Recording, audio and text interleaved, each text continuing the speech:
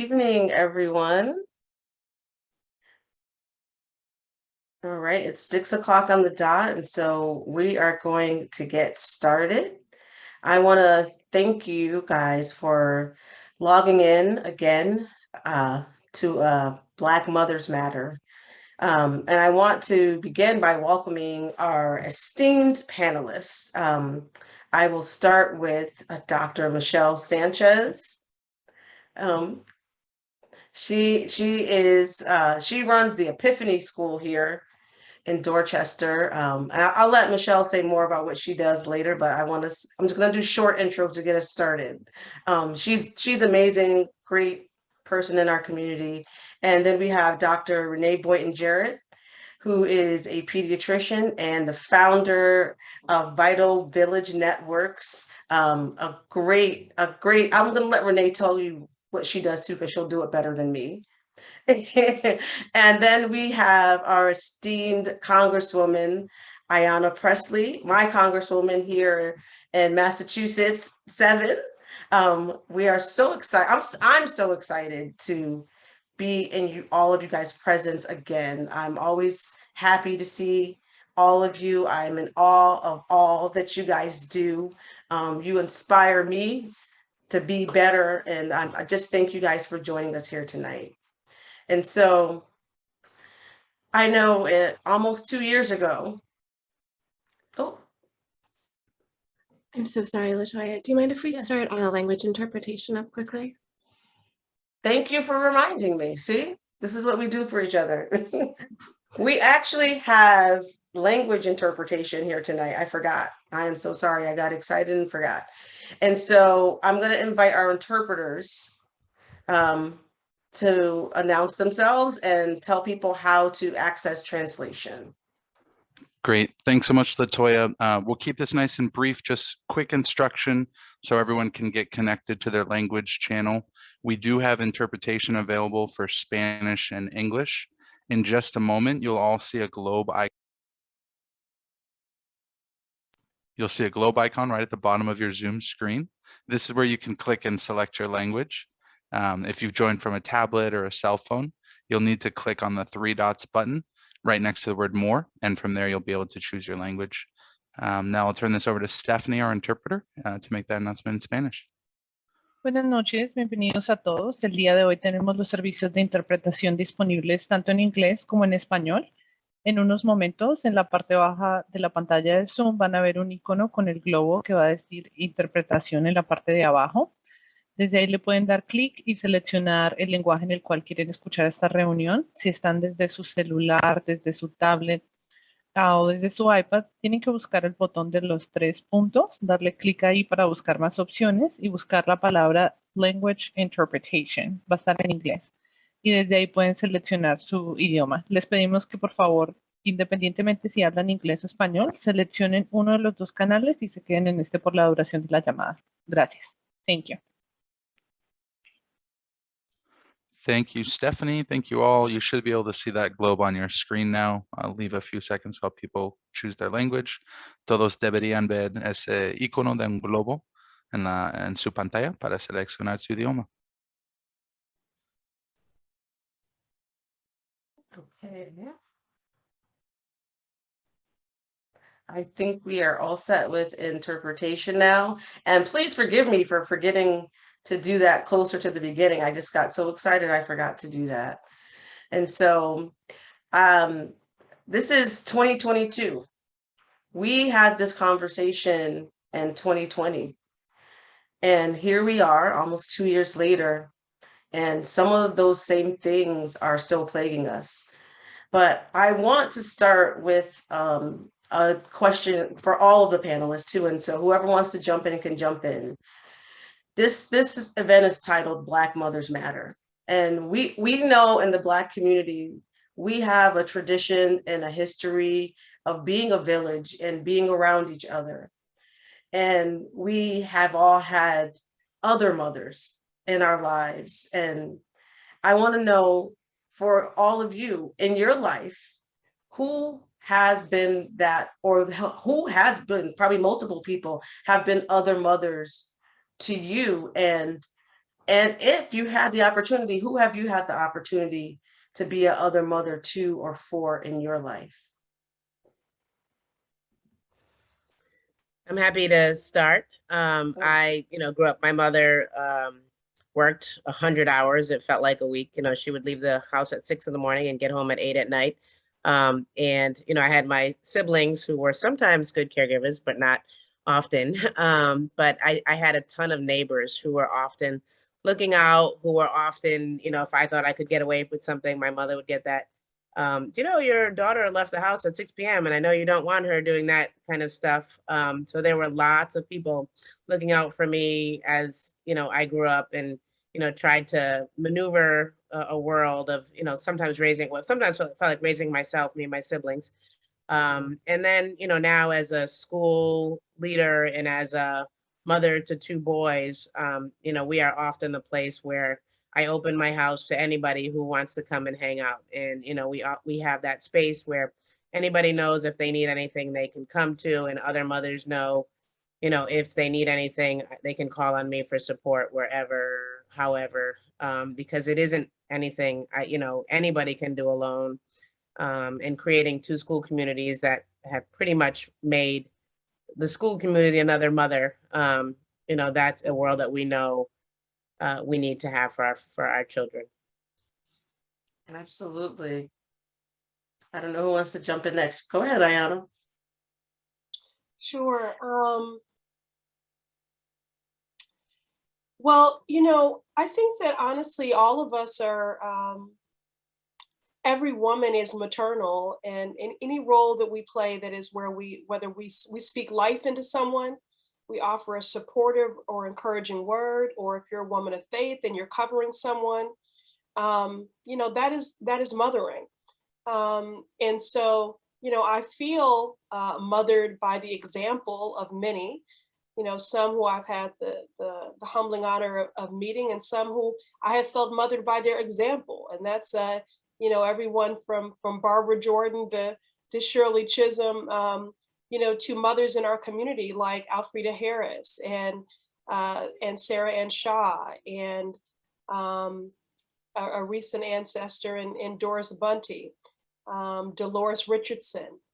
Those are some of the names, that I would lift up, women who have been an emotional balm for me and mothered me when I came here in 1992, not knowing a soul, and made it possible for me to begin to create a village and to build a chosen family, really. And then similarly to Dr. Sanchez, I would, offer in my role as a lawmaker, I'm intentional about advancing policies which embody radical love. Love is a demonstrated action.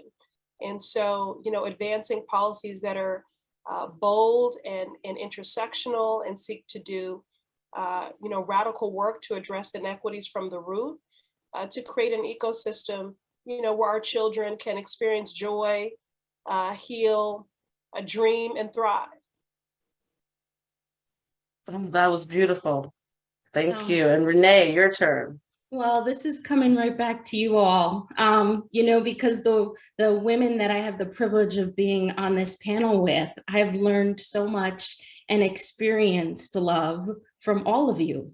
Latoya, I don't think there has been a moment that I haven't been able to reach out and that you haven't led by example how beloved community is practiced in action through your love for children, family, but your love for peers and your love for your belief in us and what we can accomplish together.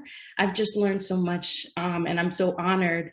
Representative Pressley, how many burning buildings have you walked into on behalf of all of us? Our own Shiro every day, and at the same time with incredible humility and grace, and keeps track of us, takes time to take notice and pay attention and take an interest. How incomprehensible that is to me. That no matter how high you rise, you still keep track of all of us in such a personal way. And Dr. Michelle Sanchez, who humbly, provides the actual living example of what it means to treat families and children with the utmost dignity and the utmost belief in their promise. I can always point to you and the work that you're leading whenever there is any doubt about what children are capable of in the environment that expects and supports and nurtures them. So I just feel like right here on this panel, I'd be remiss to not say, and I'm heartbroken today. And I know many of you know Dr. Paul Farmer recently passed away.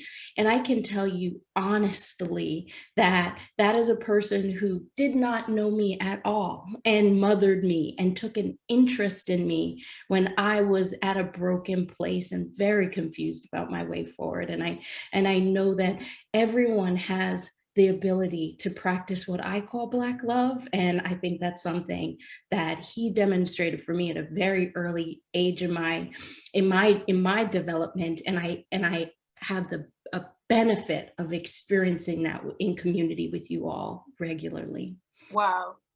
Well, I just want to say, first of all, I did not honor how I was raised in my upbringing by my mother's, by blood or bond, that we didn't begin by thanking Latoya for this, bringing us to this virtual table.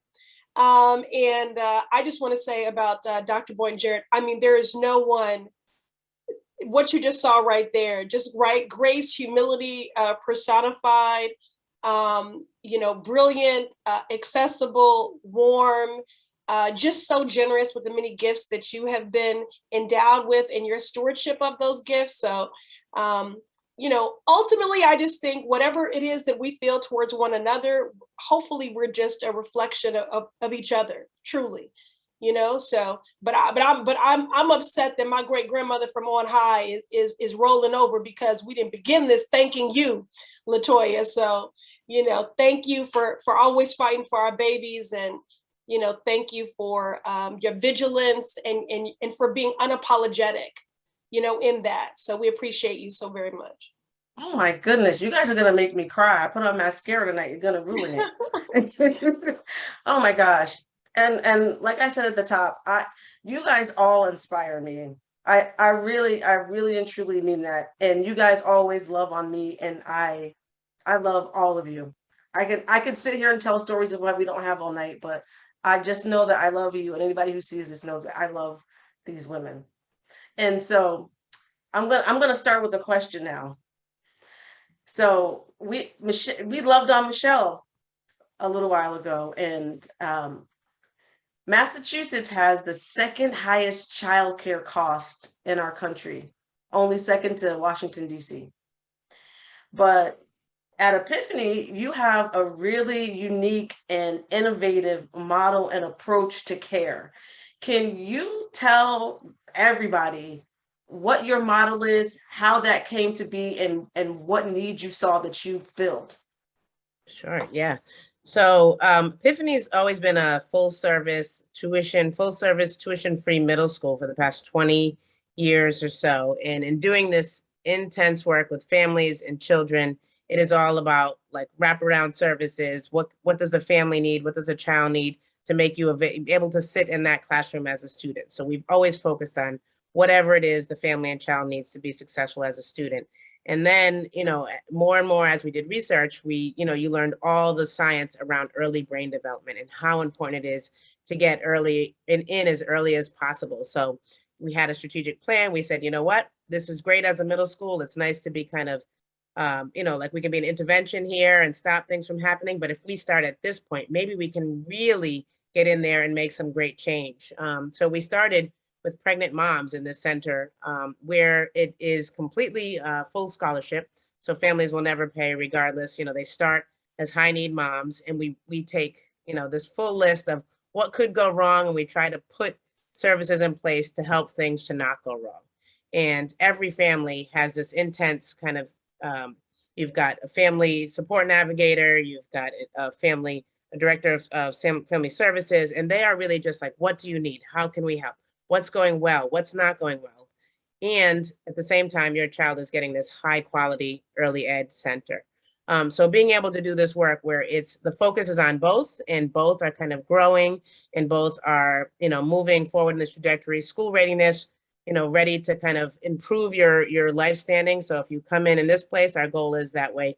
When you leave, you are in a better trajectory for success in your life, whether it's, finishing school, a career, kind of moving forward in that place. That is the work that we're doing. That is the work that we're committed to doing for every child that comes into the center, from pregnant mom to whenever they leave us. And it doesn't stop there, because we continue to, our hope is we to follow them kind of forever as well.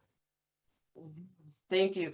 And Renee, can you pick up on some of what Michelle said? She talked about this starts when mom is pregnant, and you are a pediatrician. Can you tell us how does that impact a child if their mom doesn't have the support she needs, whether she has any sort of insecurity, is stressed out? How does that show up in our children? Oh, thank you so much. And I'd love to connect to what Michelle shared. Listen, the evidence is 100% clear. There's no debate around this.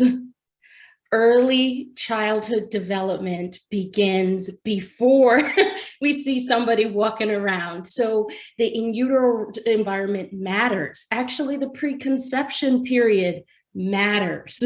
The way in which our communities are supporting the most optimal outcomes, safe housing, adequate nutrition, healthcare access, social support, connection to enriched community resources, all matter for the healthy pregnancy, for the developing fetus, and ultimately the life chances that we will see later on. So we know chronic and cumulative stressors, whether there be neighborhood violence, whether there be family violence, whether there be chronic housing or food insecurity, all matter. And this is why our policies can't be pulled apart, right? Because all of them work together comprehensively to support the well-being for children. And I'm going to bring it back to Dr. Paul Farmer, because he said a long time ago, structural violence. We have to watch for that. So what is structural violence? That's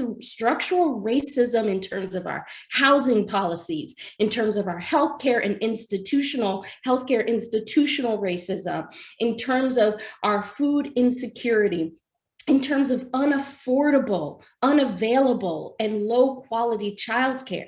So we have to begin to ask ourselves a question as a nation of why would it be that we would withhold investments in early childhood and childhood well-being that we know are actually crucial for healthy brain development, healthy body development, and investing in the promise of children. Why would it be that we live in a society where it would be unaffordable and inaccessible for all children to have access to high quality healthcare and high quality early childcare? Why would we live in a society where pregnant women wouldn't have access to a dignified birthing experience and high quality postpartum care? So we have to begin to ask ourselves these critical questions, but hold those questions to accountability. Were you going to say something? I seen Ayanna about to jump in. You can jump in before I even say anything. Well, I just, when Dr. Boynton Jarrett here was saying, we have to ask ourselves these questions. Well, we see here on the panel, evidence to the contrary, and what is possible. What Dr. Sanchez has done is really just about having an abundance, the will and the courage, so it's both a willingness to be disruptive of the status quo, to innovate, a willingness to dream, to be a visionary, and then to make good on that. In the federal government, when it comes to what we resource and what we prioritize, I've always maintained that there's not a deficit of resource. And that's not possible when you have a bloated Pentagon budget of $750 billion. So, there's not a deficit of resource. We can make the child tax credit permanent. We can have universal and pre-K childcare. We can ensure that families have access to quality, affordable childcare, but because our destinies are tied, make sure that we don't leave that dedicated, innovative, early educator workforce behind, because most of them are women and women of color. We can pay them a living wage. We can have, paid leave, because at some point everyone is going to care for and need to be care for someone or need to be cared for. We can make robust investments in housing that is affordable. You're not even supposed to be spending more than 30% of your income on rent. And most people are spending in the city of Boston 60 to 80%. There was a report that came out that said the average Bostonian would need to work 85 hours a week to afford one market rate, one bedroom apartment. And then when you layer that with the fact that there are pay inequities, right? So either women of color, Black women are in low wage jobs, or we're not in low wage jobs, but we're still not getting paid, comparable to what our white male colleagues are. Black women are paid 65 cents on the dollar. And then when you layer that with Massachusetts center-based care, ranging anywhere from $17,000 to $21,000, which is more than the cost of state tuition for higher education. So when the doctor was referencing Paul Farmer, structural violence, I call this policy violence. And so, we have been living under the weight of decades of policy violence. And so if we can legislate hurt, harm, and inequity, I think we can legislate equity, we can legislate justice, we can legislate healing. And it has nothing to do with the deficit of resource. It's only a deficit of empathy. Let the church say amen. Now, thank you for bringing that up, Ayanna. You brought up the workforce. We know that people who are working in childcare are being paid poverty wages, but we are expecting them to do really hard work. And this country, we all know, has a history of exploiting Black labor. And it continues to happen when you look at the childcare industry. We know, Representative, that you and your colleagues in the House got it, and you passed Build Back Better, and we couldn't get our senators to do that, right? We couldn't get the Senate to do that. What advice do you have to families, to people, to allies, to keep going, to keep up that fight when we see that we have some people who are in positions of authority who are not doing what the people need? How do we fight that? Yeah, you have me. I'm going back to a different world, relax, relate, release. I'm like trying to, breathe my way, through this. Pardon me while I lose my composure for a moment. Here's the thing. It is infuriating that, despite, and we have an incredible, and I'm biased clearly, but I do think we have one of the best congressional delegations in the country, not only with those who are in the House, but also in the Senate, and Senator Markey and Warren. And so, in the House, we're doing everything we can, and we've been able to advance, numerous pieces of legislation out of the House that are then bottlenecked in the Senate. It's 2022. Many people have enjoyed that bio documentary series on women of the movement and Mamie Till. 2022, and we still have not passed the Emmett Till Anti-Lynching Act. 2022. Why? Because of the filibuster. We still have not restored voting rights. We have the Build Back Better, which is unprecedented investments in everything from housing to universal childcare and pre-K to paid leave to lowering the cost of prescription drugs. These are not nice to haves, these are must haves. And so people keep using this phrase about, every inequity has been laid bare and worsened by the pandemic. Well, what are we prepared to do about it? The only receipts that matter right now are budgets and policies, period. And so, what I know as an organizer, having been on the other side of this can all feel very demoralizing, very defeatist. But then I remind myself that we're not, the work of liberation is ongoing work. And Coretta Scott King reminded us that freedom is won every generation. So, you know, we have to keep organizing. We have to keep mobilizing. Unprecedented times demand unprecedented pressure. The truth of the matter is that Congress doesn't lead, it responds. And so it has to respond to the pressure of the people and the movement, and it has to respond to the pressure of municipalities and states. They're really the tip of the spear right now. That's not to abdicate my responsibility to lead or the role of the House and the Senate, but for as long as we have people who will prioritize preserving an archaic Senate procedure like the filibuster over preserving our democracy, we've got our work cut out for us. So politically, I'm working to grow the Democrats in the Senate by 2 so that we can abolish the filibuster and the Jim Crow filibuster and advance these other critical investments. But I know y'all are wearied, but we don't have the luxury of cynicism or apathy because people are depending on us to stand in the gap. And I want the movement to know we've been successful. There was a child tax credit that cut child poverty in half. We need to make it permanent, but that exists because you fought for it and you demanded it. I'm closer than ever before to getting student debt canceled. That's because of the strength of the movement, right? Black women are the most educated and bear the most burden in that nearly $2 trillion crisis. So we just have to keep pushing. Yes, thank you. And you just said, Representative Presley just said that it's up to us to dream those things and push for what we need. And so I'm going to ask Michelle or Renee, either one of you can jump in here. If we are dreaming about what the possibilities could be, what is that? What does that dream look like?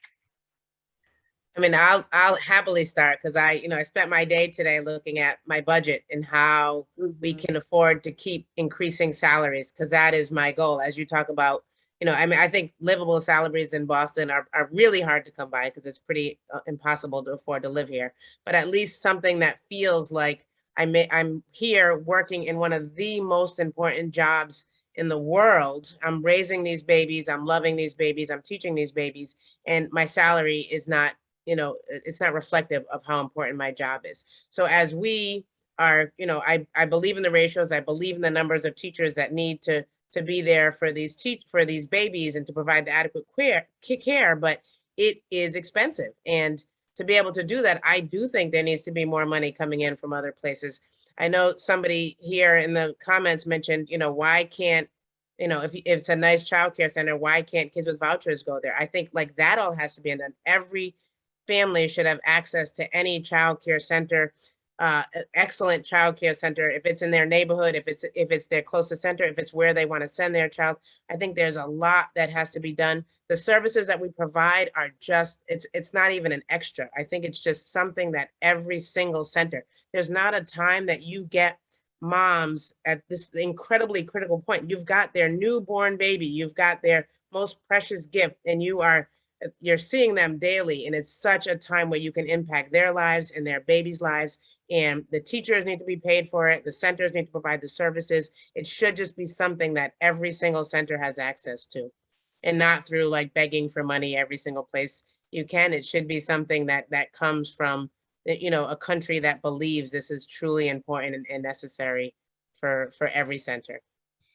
I couldn't agree more with what Dr. Sanchez has shared. And as Representative Pressley shared earlier, my dream is that we actually create a world that lives that. So Representative Pressley said, our destinies are inextricably intertwined. They're inextricably linked.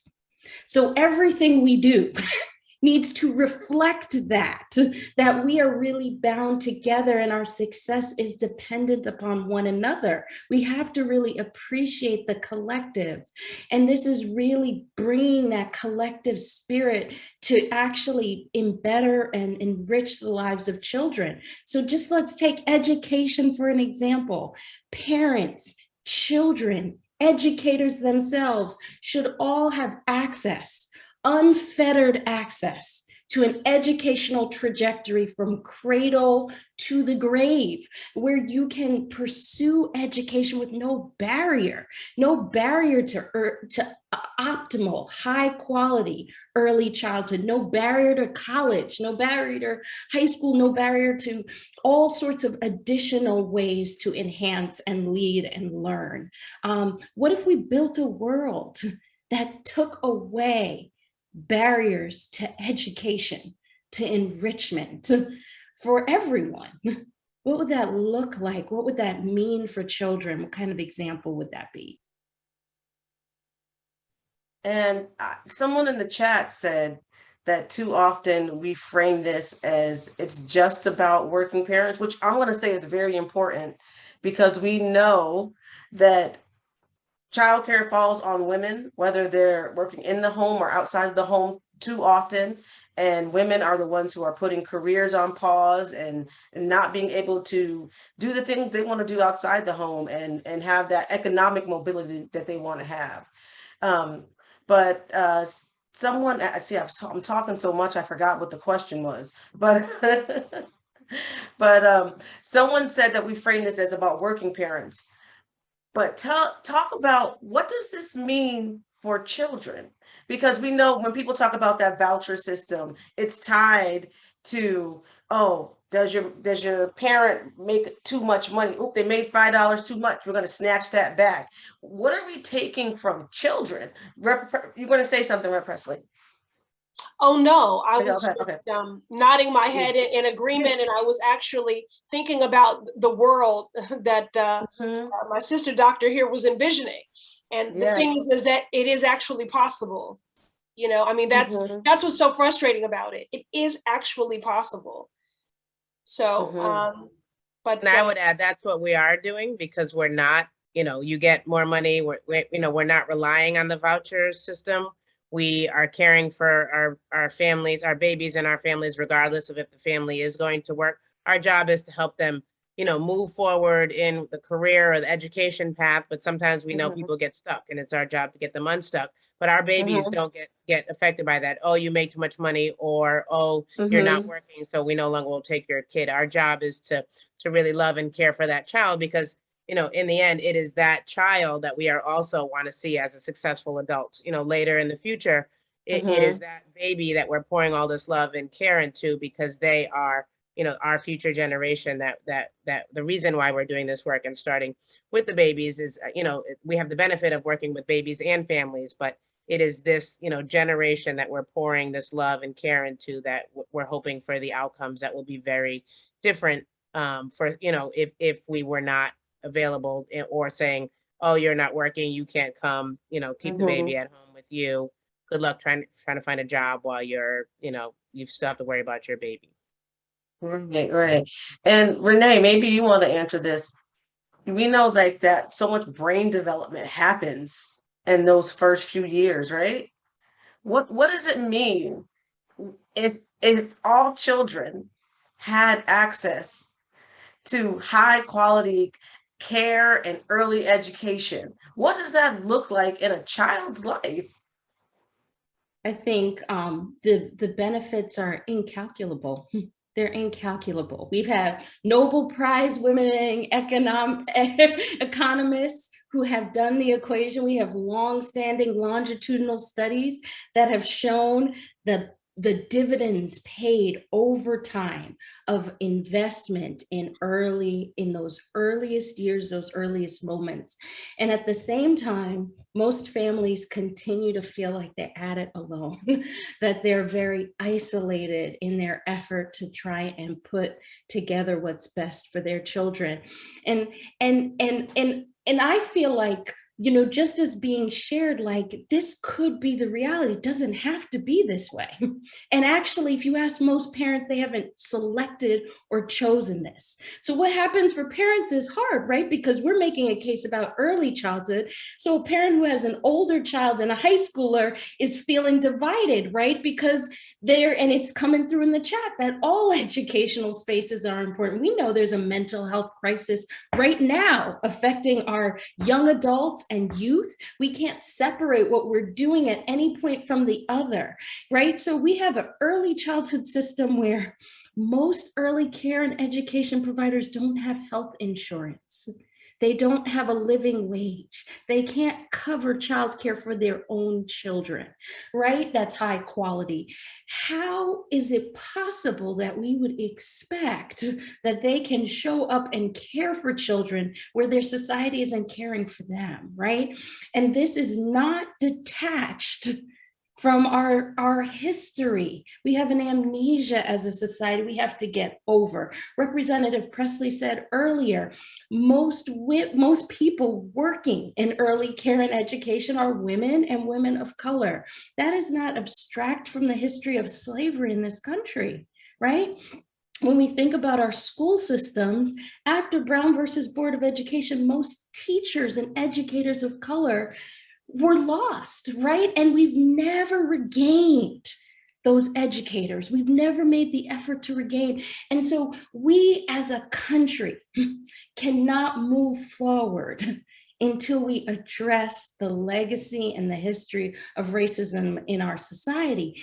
And addressing that history does not mean to forget or put to the side Black joy, Black excellence, all of the excellence of our great nation of immigrants from everywhere, all of the beauty and strength of our indigenous communities.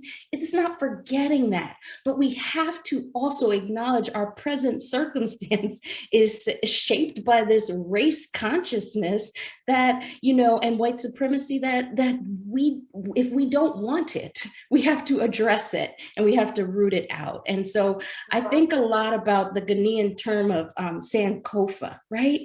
There is abundance. We have to go back and get it and bring it forward. And that is the effort and that's the work. And when I'm exhausted and tired in this work, I just have to think about going back to my ancestors, going back to my legacy, going back to the history that was taken from me and bringing it forward. And we have to do that for our children. So the benefits are incalculable. The investment in early childhood, you don't get the gains ever again that you do in early childhood, but the investment in early childhood should not come at a lack of investment in our young people, in our youth, and in our parents, and in our educators, and and in our elders who have so much wisdom and knowledge to share with us.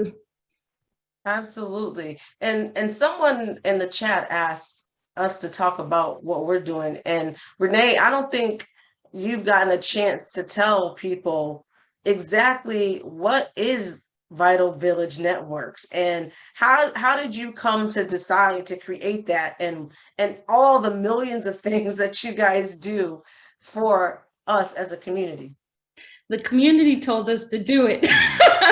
I can say that very easily. So this Vital Village isn't something I learned in med school or in graduate school or in public health school. I came to Boston Medical Center because I wanted to make a difference, particularly for children who had been exposed to chronic and cumulative violence in early childhood. That's my heart. That's always been my heart. And I was frustrated by the difference that I was able to make from a clinical setting and walked down the street to Orchard Elementary School and started talking to teachers and they felt the same way.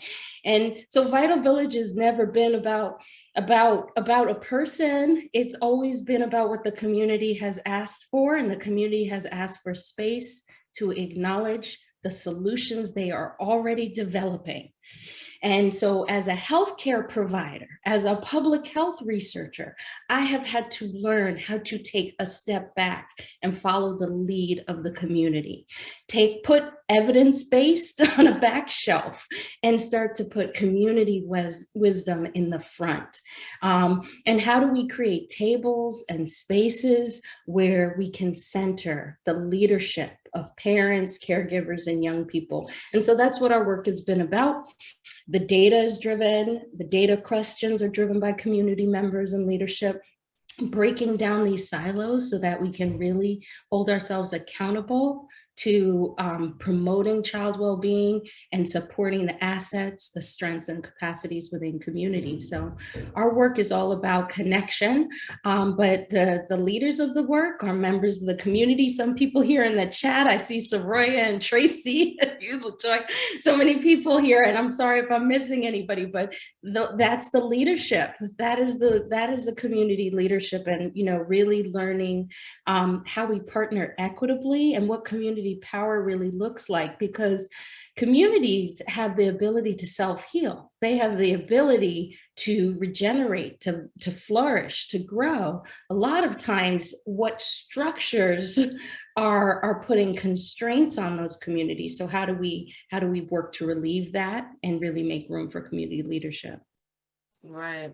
And speaking of community leadership, Representative Presley, sometimes when I talk to people, they say, well, I don't know what to say. I don't know why would they listen to me? If someone needs to reach out to their legislator, what do they say? How do they do that? Well, I'll have my my aide, Ayanna Abdi, who works in my district office, and also Maddie Trice, who's a member of my DC legislative team, to drop some information in the chat about sort of pragmatically how people could do that. But when you want to know what you should say, you should just tell your story. Storytelling is just so critical and necessary, to any social, cultural, political, legislative change. I seek to do what I call cooperative governing. I believe the people closest to the pain should be closest to the power, driving and informing the policy making. So I don't cast a vote, co-sponsor a bill, author a bill without engaging those that are proximate, to an issue. So that I can better understand the nuance, the complexity, the intersectionality, but also develop the best solutions. So telling your story is the most powerful and effective thing you could do. And then if I could just, add, Latoya, when I was on the Boston City Council, I was working really hard to grow the number of women in the building trades. Because, when you talk about pay disparity, that this is a pathway, a viable one, really to economic freedom, right? And so we did the work of getting more women in the trades, but guess what happened? They said, thank you, I've gotten the skill and the union let me in, but there was not childcare that is non-traditional hours that would support them. Speak on it.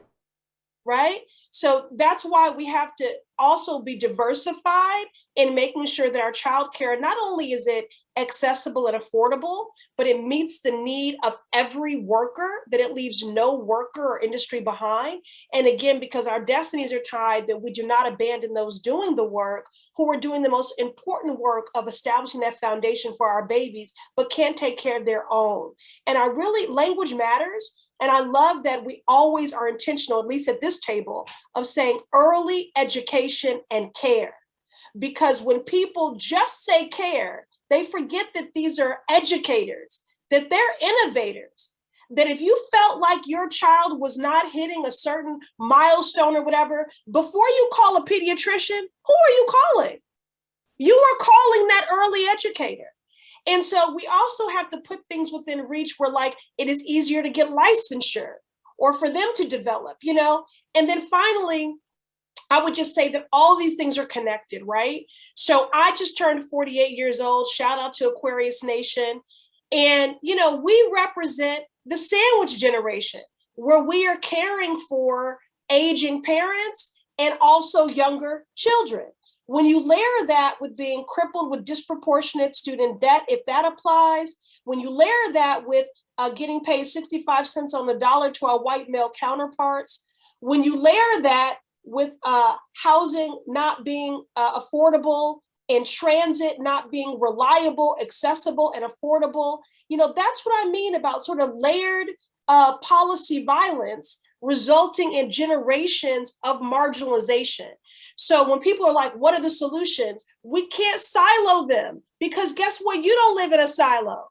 So I don't have the luxury of just like, I'm just going to work on one issue, because I have to make sure that you can catch transportation that is rapid and reliable, so you can get to your job on time, so you can get to your healthcare appointment, so you can get the childcare, so you can, pursue higher education. I have to make sure that transit is close to housing that is affordable, and that both of those things are close to your place of employment, and that at the same time that your water is drinkable and your air is breathable.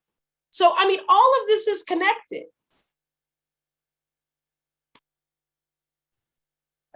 When we say systems change, we really mean it, because everything works in a system. So thank you for that. Michelle, I know we've talked about some of the numbers, right? We've talked about how much stuff costs, how much people are getting paid. But we also know, and this, anybody can jump in here, but I'm going to ask this to Michelle, that there is so many people have left the childcare field, and it's scarce. And then so many people had to also leave work during this pandemic. How did those numbers show up in reality for you and your families? What did you see? We still to this day are struggling to find teachers. It is we have never, I think since we opened, stopped job advertisements for teaching positions. We could always hire. There's always a space for teachers.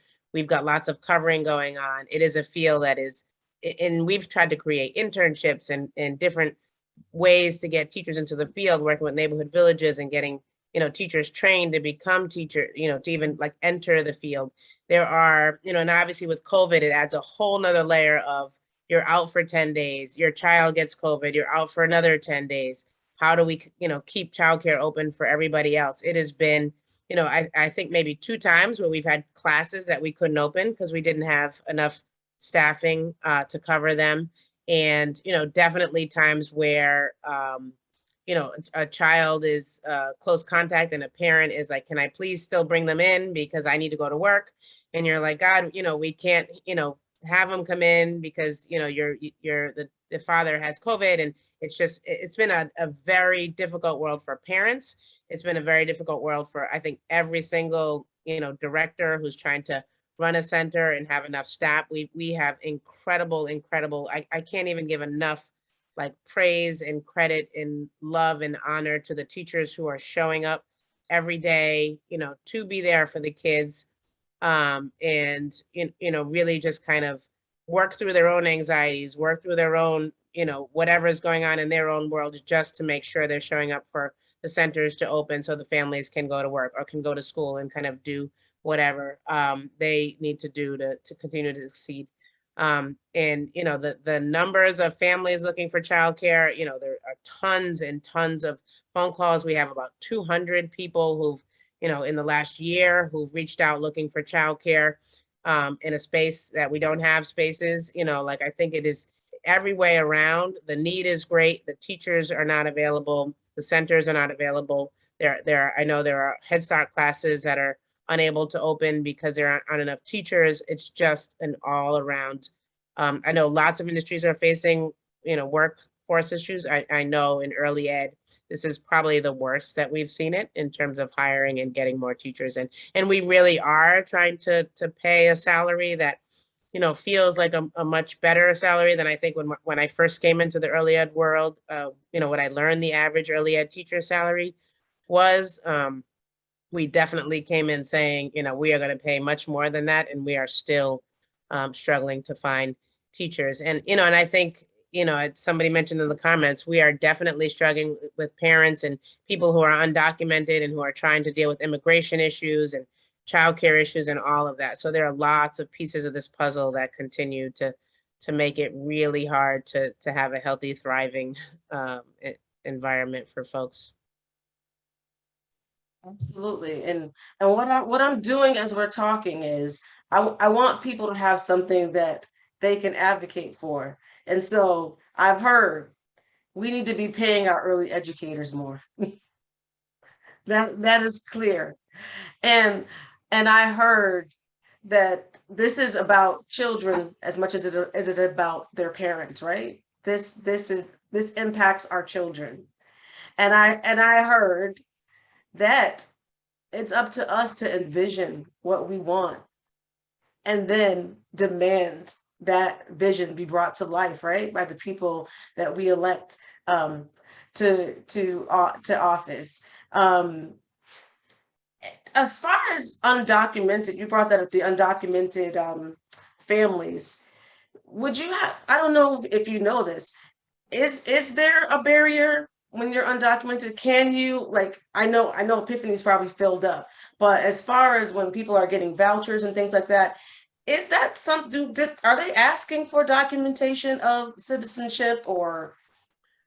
I think there's a major fear of Mhm. putting any of your, we've got a couple of families who are right now in really tough situations because Mhm. years ago they filled out for some,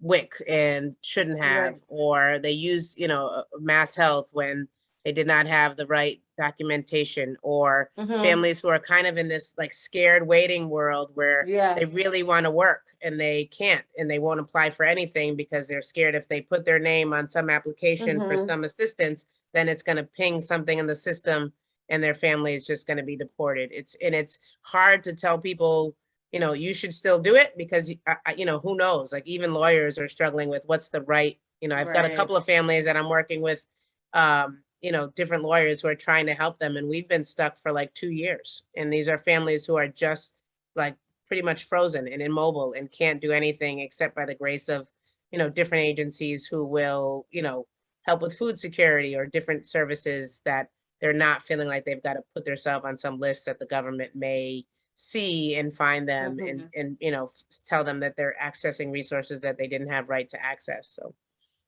Right. And I wanted to go ahead. You say something. Go ahead. No, I was just going to say, again, that's exactly why we need a pathway to citizenship and real immigration reform, because Yes. when you're talking about those with temporary protected status or DED or who are asylum seekers, dreamers, all of it. Most families that have a dreamer are mixed immigration status. Right. And these are families that are, living in the shadows and on the margins. And oftentimes they are working, contributing to not only like, social, cultural, but our bottom line. They're often paying taxes. And so, there's nothing, someone who's temporary protected status, I represent the third largest concentration of Haitians, the Haitian diaspora in the country. I co-chair the Haiti caucus. If someone has been a TPS holder for 10, 20, 30 years, what is temporary about that? So, again, to Paul Farmer, may he rest in power, structural violence. We have to address those larger issues. Now, someone put in the chat, Latoya, what can municipal leaders do? So we see the frustrating polarization and stagnation of what's happening on the federal level, at least on the Senate side. So what can happen? Again, states and municipalities are the tip of the spear right now. You're getting an infusion of funds in the midst of a pandemic recovery and relief. And we're working on another package right now. We use the Title I funding formula for our schools. That means the schools with the greatest need got, the most investment. And a lot of folks are afraid to do innovative things because they see it as one-time funding. And they're like, this isn't sustainable. So, why should I try to do something game-changing? But this is the time to test those things, to pilot those things, and then we can fight for capacity. So I really do encourage folks to lean in, with their municipal leaders and the state, legislatures as well on these issues. Dr. Boynton Jarrett, anything else you wanted to add? Yeah. I'm just kind of soaking it in and I'm listening to everything that's being said, and something's coming into my mind. We need to start calling early care and education what it really is. We need to start calling it by its name, because maybe that will change things. It was said earlier, language matters. It is an incredible catalyst to change our society. And we need to start acknowledging that it is absolutely a catalyst, not just in the lives of precious children who deserve and have a right to have their promise invested in with everything we can possibly do. Everything we can possibly do to promote their promise, but it is a catalyst for our world to absolutely transform. And early care and education doesn't look one way. There are family care providers that are exceptional, small businesses who've had trouble during this pandemic, or people who desire to do it, but are cut out, right? Due to language barriers, status barriers, educational certification barriers. We need to start eliminating these barriers and allow this excellence to rise in all the forms that it can grow, that are culturally sensitive, culturally informed, and optimal for children. But it is an incredible catalyst for change. As a parent myself, I cannot do my job if my children aren't in a place where they are safe, cared for, invested in with the same strength that I would myself. It is absolutely something that contributes to productivity across the board, contributes to benefits. So we need to start really allowing it to be called by its name and stop settling for all of these, lights, smoke, and mirrors undermining the true value of what it really means for us to have a social contract with our children that invests in their full potential. Absolutely. I mean, cosign, amen, all of that. And if budgets are a statement of our values and people say they really value our children, then invest in them. And so what I will say is exciting that's happening in Boston right now is this will be their first sort of participatory budgeting process. And so, listen, I'm a firm believer, if you want a specific outcome, make a specific demand. So we need you all to raise and amplify your voices, lean in, learn about where these public Zoom hearings are happening in this participatory budget process with your Boston City councilors, and say, we need you to invest in childcare. We change can't wait. We cannot wait, for the Senate to get it together, because investing in our babies is as much about our families as it is about the GDP. Dictating that trajectory, that's our health outcomes, that's our future, that's everything. So, this is the time. And I also need you all to raise your voice and amplify about the need to make the child tax credit permanent, because I know now that's federal. But again, lean on your members of Congress and your senators. Don't take for granted that they're in the right place on this issue, even though Massachusetts is incredible. Say, listen, don't acquiesce. That money in my household was game changing during this pandemic, and we need to make that permanent. And to Dr. Sanchez's point, because they've been innovating and doing things, last 2 points I would say in terms of the early educator and care workforce, I've spoken to folks, they're very passionate about this. That's why they got into it. They're saddled by student loan debt. We got to cancel student loan debt. And while I'm fighting that fight federally, offset it locally. In my office, I offset my staff student loans, because I want to incentivize them to come and work for me, to do public service. These are things we can do. Our learning communities provide on-site childcare for your educators. We have lost some of the best and brightest and most dedicated educators because they couldn't afford childcare. They leave for maternity leave, they have their baby, and they don't come back. So these are fixes and things that you can do right now in real time, with the will and the courage, because right now there's a massive infusion of federal funds. So call the question, ask people, what are you doing with those funds? What are you doing with those federal funds that have been coming down? We only have 2 minutes left, y'all. Y'all said it all. I don't have nothing else to say. I mean, you said it all. That was a perfect way. I don't know if anybody has a last 30-second thing they want to get in there, because I don't know about anybody else who's on here, but I'm fired up and I'm ready to go, and I'm ready to say change can't wait. I want this right now.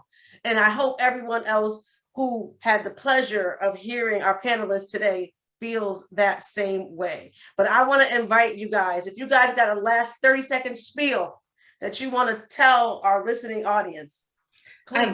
I have one tiny Yes. thing to say. It's in response to a comment in the chat. I think Talisha asked about the bill addressing suspension and expulsion inequities. Thank you for bookmarking that. As a physician and as a provider, I have to work and acknowledge and address institutional racism in medicine. I have to appreciate that despite my best efforts, I may also be perpetuating racism, even though that might not be my desire. We all have to interrogate that, and we have to do that in our education systems. Our smallest children, our Black boys, are being expelled and suspended from a vital and important educational right, right? At disproportionate rates. Let's focus on Black boy joy. What can all of us do to bring joy, to appreciate joy, and to show love to Black boys in a world that does not show them love, does not, and criminalizes them at the age of 3, okay? Thank you for that. Thank you for that. Michelle, did you have something in the last few seconds? I just, again, my hope is that we can create this type of center that every single person who needs childcare has access to, regardless of financial, what you can bring to the table. It should be just something that wherever you live, whatever you have, you should have access to childcare, and not just childcare, but childcare with full wraparound services that assist you in your progression. Right. And Representative Presley, you laid it down for us. I don't know if you got a last thing. Yeah, I'll just lift 2 bills building on what Dr. Boynton and Jarrett were sharing there.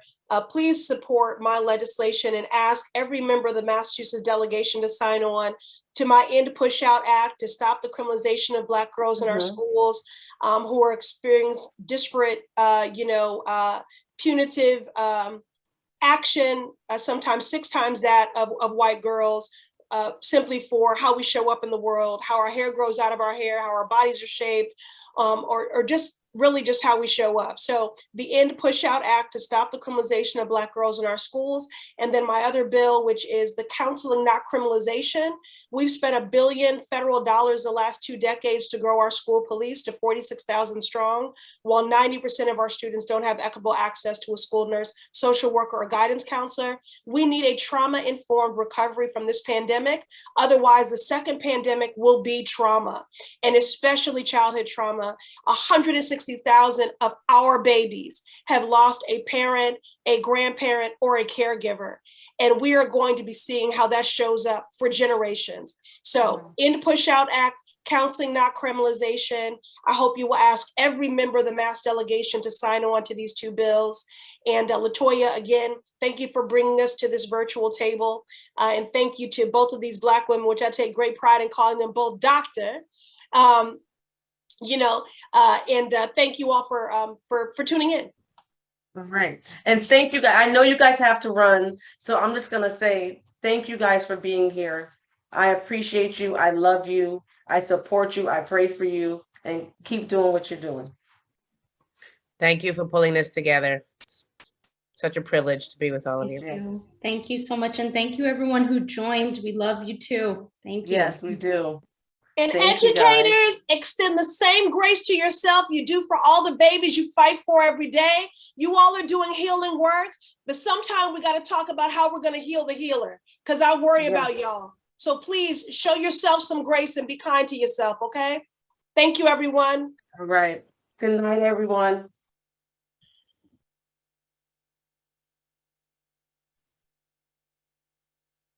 Oh my God, guys. I wish I could give you hugs. I know. That was awesome. You guys are beautiful, wonderful women. I'm just so. And so are y'all. Oh my gosh, that was so beautiful. Thank you guys. That's my Black boy joy. My Black boy joy. This is my Black joy. I got my 3 Black boys in there. I was like, shh. I had to kick mine out, so I knew they couldn't hear. I sent them a text. Be quiet. I gave everybody the look. Right, that's good, that's good. My Sure. look sometimes works for half the call, and then by the end, Yeah, I'm like, mine worked for about half the Struggle call, and then I was again. like, ah. Right, right. Thank you. All right, I'm gonna Thank let you guys Latoya. get That back was to